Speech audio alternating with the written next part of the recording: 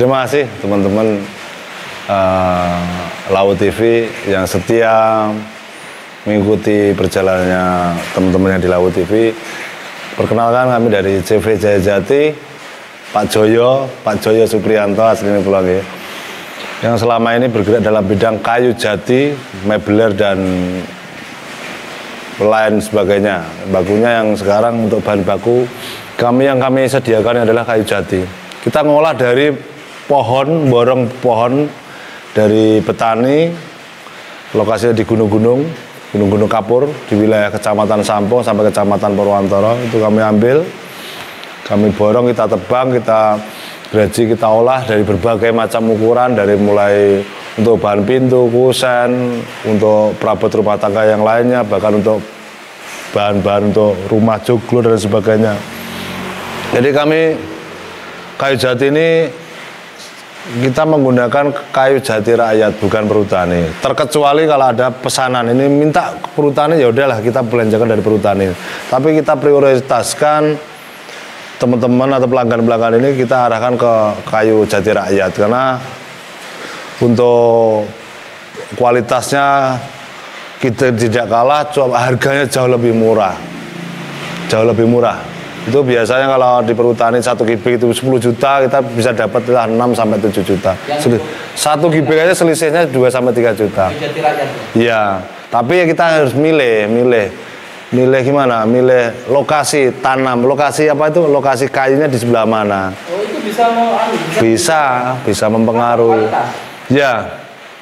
Jadi kalau kita ambilnya di gunung-gunung kapur, itu ya kadarnya rendah.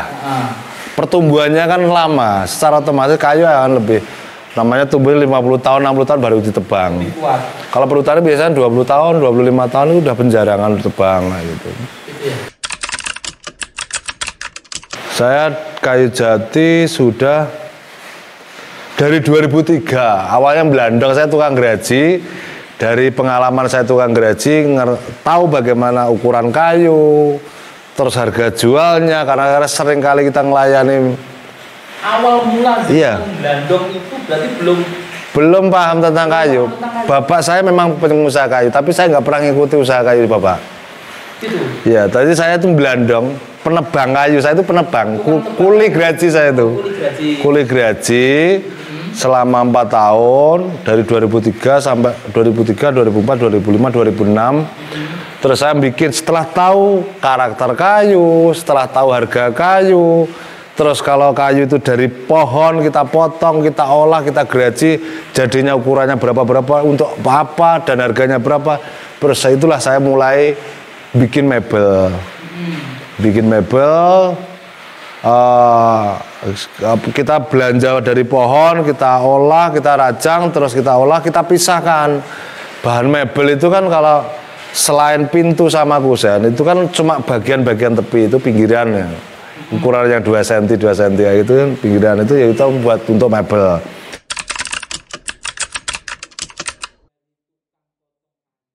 Lah ilmunya ya Belandong kayu itu. Oh, dari Belandong kayu itu.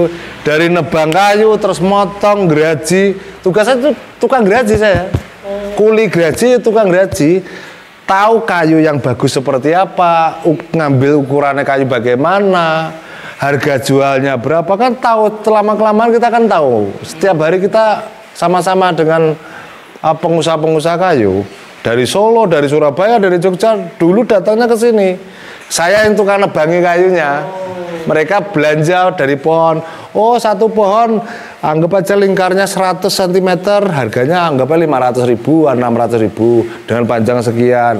Oh, ternyata beli 500 ribu, tak potong menjadi berapa bagian, berapa potong, jadinya sekian. Tahu, oh potong jadi 1 juta, biaya operasionalnya 150 ribu, anggapnya masih untung lah 350 ribu satu pohon.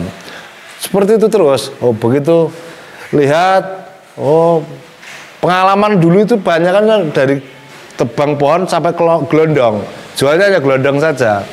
Dulu saya melayani di wilayah Madiun, Garis dan Madiun, saya yang melayani. Iya, tapi gelondong, berupa gelondong. Begitu saya tahu harga pintu kusen kok mahal-mahal, tak hitung. Oh, saya pecah dengan ukuran apa itu bulat sekian, jadinya sekian sekian sekian. Ternyata jadi satu pintu itu untungnya lebih besar daripada saya jual gelondong. Saya jual gelondong satu truk 7 kubik paling saya untung 2 juta. Untungnya 2 juta sampai 2,5 juta. Itu satu truk. Tapi kalau saya bikin pintu, saya 2 lembar, 3 lembar itu biasanya untung segitu. Jadi gini, Mas Agus, makasih ya. Saya itu kan orang kecil. Saya itu kan orang kampung, orang tua saya orang nggak punya semua. Dulu saya sekolah SMP, belum kita ambil ijazah, saya harus kerja di luar, harus kerja di Jakarta, di cleaning service dulu. Terus di Surabaya dan sebagainya sampai ke Malaysia. Saya kan tahu diri, saya itu orang bodoh, saya itu orang goblok, saya harus banyak belajar di situ. Otak saya belum bisa bekerja, makanya saya bisanya belandong, yang belandong itulah saya cari ilmu. Saya cari ilmu, aku belandong terus saya paham tentang kayu. Saya nyuplai material untuk proyek, saya terus paham tentang ilmu proyek. Terus ilmu ngitung bangunan itu habisnya berapa. Tahu proyek kebutuhannya material banyak, saya ngadakan kegiatan tambang, saya harus paham segitu. Jadi saya terus belajar, Saya tuh tahu diri bahwa saya itu orang bodoh, saya nggak punya pengalaman pendidikan di sekolahan, makanya saya terus nekat. Bagaimana saya harus berjuang keras untuk karena bisa bekerja terus. Selama ini kita itu motonya kerja dan kerja, hasil mengikuti itu aja, sesimpel itu saja. Yang penting megawe. Karena apa? Kita kerja nggak kerja ya butuh makan. Kerja nggak, selama kita itu kasih kesehatan sama Tuhan, itu kasih kesehatan, kesempatannya udah kita gunakan. Hasilnya berapa nggak tahu, judulnya yang penting kita kerja.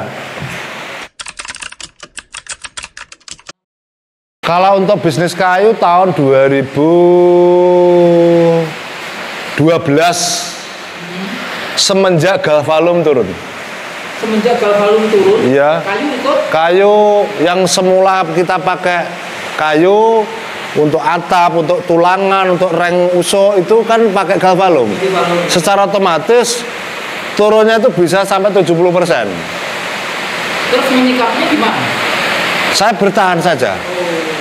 Saya bertahan, ya sudah, saya tidak memproduksi untuk atap. Saya produksi hanya untuk pintu sama kusen dan mebel saja, sama apa ini?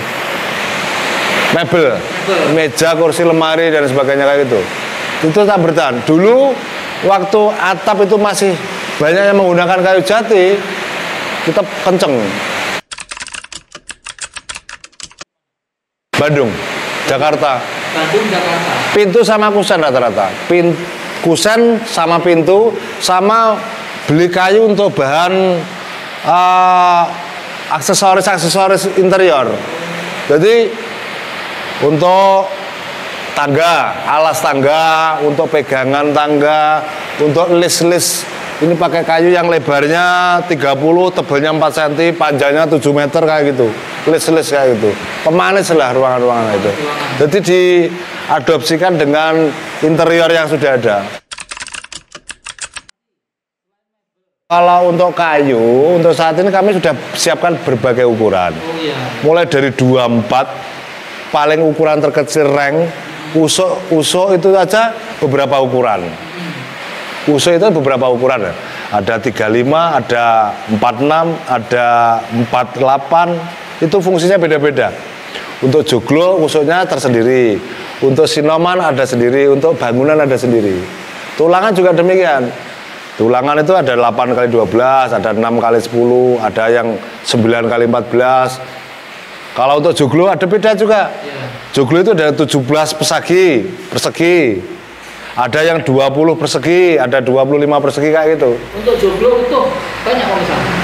Ya ada. Paketan atau mana? Ada paketan, ada Nganjuk, ada. Dari teman-teman Bandung ini juga suruh bikin kan. Joglo ya? Iya. Kalau karyawan itu nggak banyak. Kayu untuk di mebel, produksi mebel itu 6 orang. Saya pakai guna orang Jember. Yang begini, itu orang Jember semua. Itu Jember. Orang sini cuma ada 1 orang yang bisa, yang lain itu nggak bisa malah. Itu berarti orang Jember semua. Untuk mebelnya? Iya, orang Jember. Tidurnya situ tadi? Iya, tidurnya di situ. Masak itu di situ? Iya, kalau untuk belandong kayu Itu kita pakai 16 orang. Orang sini semua. Terus kalau yang Graji tadi ada 4 orang, sama tim Graji ini ada 8 orang semua. Sekarang berapa titik lokasi dengan jati-jati jenengan? Ada satu Indonesia yang tadi yang dekat jembatan, ada satu tempatnya, ada 3 lokasi. 3 lokasi. Sekarang dengan kayu jati itu banyak dipotong. Ya. Masih kekurangan nggak bahan? Kalau untuk jati, alhamdulillah di wilayah sini itu berlimpah ruah. Berlimpah ruah. Karena sekarang ini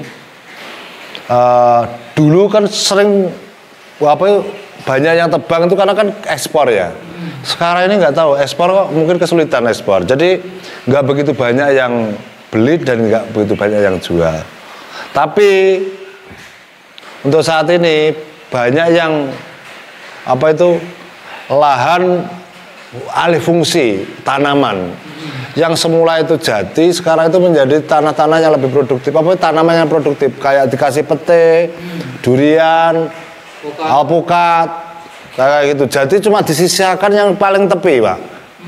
Paling tepi itu untuk penahan erupsi. Tapi kalau ya jenengan bertahan, apa triknya? Sabar. Selain sabar?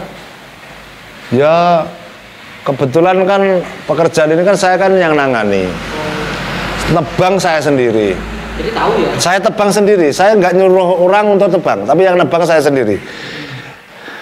Mau di mana lokasi saya yang nebang, yang ngukur berapa itu yang kebutuhan saya, kayu ini nanti jadinya berapa dan sebagainya ini nanti yang ngukur saya semua. Ya, saya bertahan itu saya yang nebang. Selesai nebang saya ya ikut nguli sama teman-teman yang lain. Kan fasilitas kerja juga udah lengkap, gaji ada, semua kendaraan ada, semua ada. Jadi ya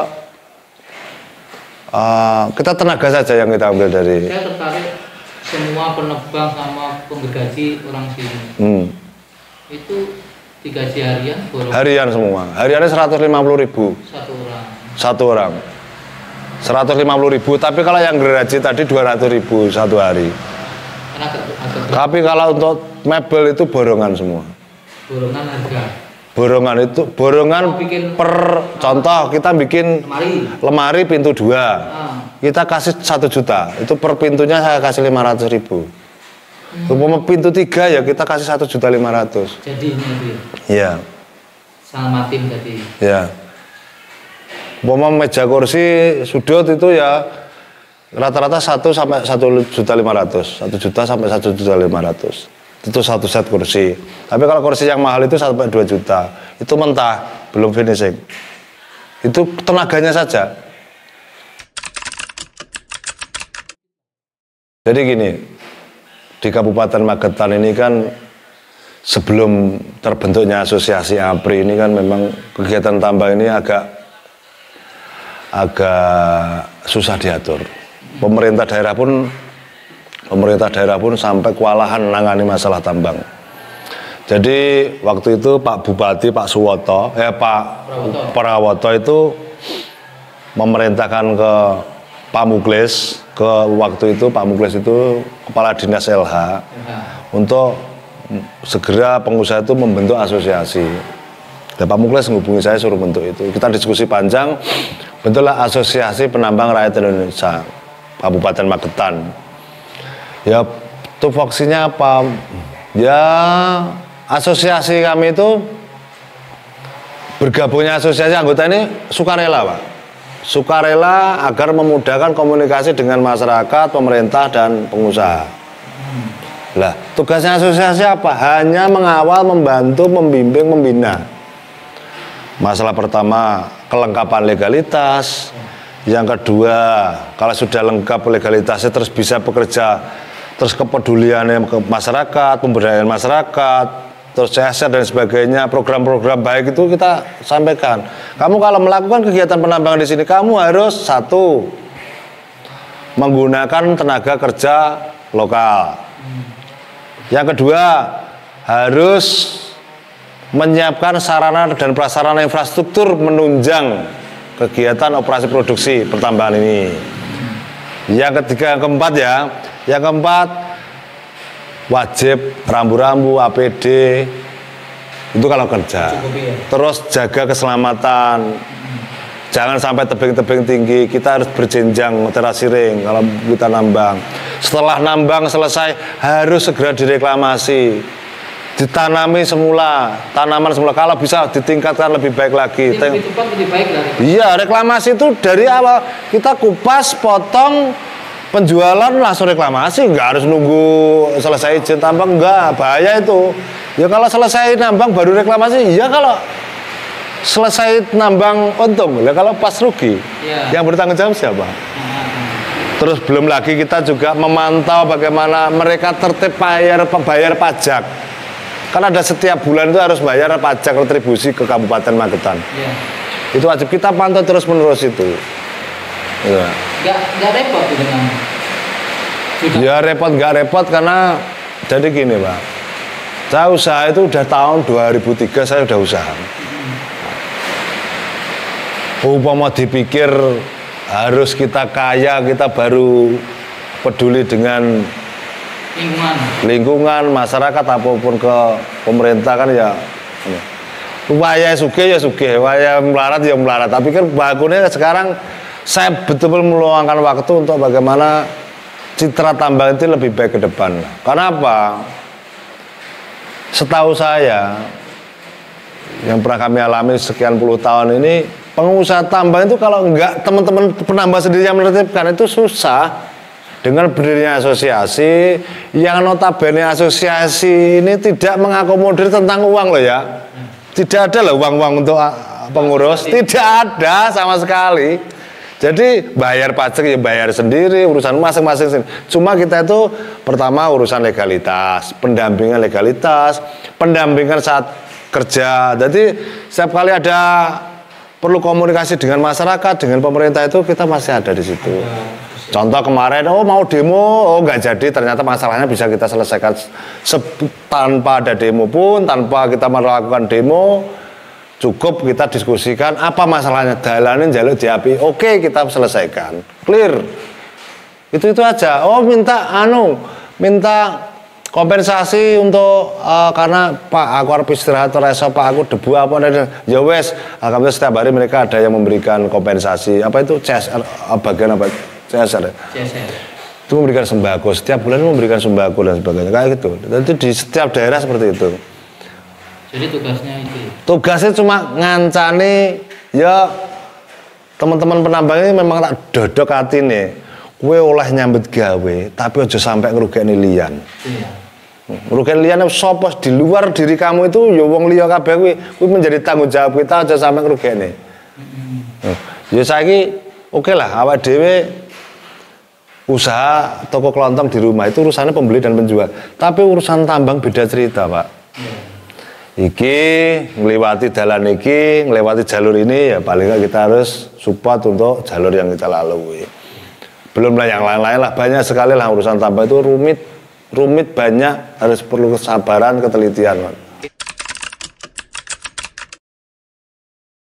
Pesan buat teman-teman itu ya jangan sampai malas itu di diri kita lah. Jangan sampai kita itu punya rasa malas sedikit pun. Jangan sampai kita punya rasa malas. Itu saja.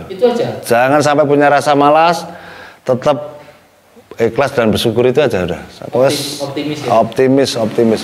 Tenaga, pikiran, kerjanya kenceng nih Mas. Iya jolane kan Gusti Allah ya. Iya wajib niku. Saiso-isone nandur becik, nak tenan rasa nandur becik paling tidak aja ngerusui kancane. Oke, terima kasih Mas Pri. Bincang siang kita semoga bisa bermanfaat bagi masyarakat yang melihat tayangan kita. Kita akhiri. Assalamualaikum warahmatullahi wabarakatuh.